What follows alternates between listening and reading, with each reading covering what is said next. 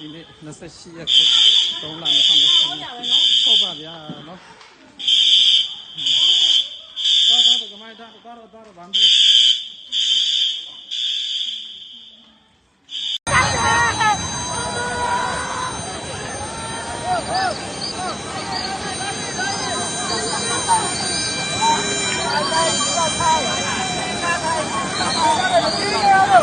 မထားနဲ့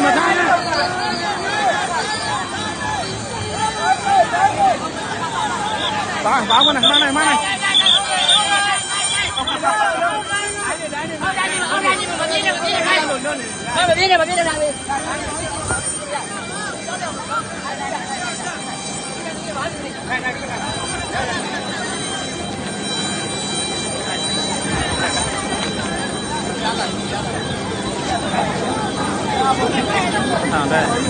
တော့ကြည့်သေးတယ်မပြင်းနဲ့တော့တမင်းနော်အဖေမဲနဲ့ဒီနေသလားဘာမှပြဖို့ဒီမှာအလွတ်ကြီး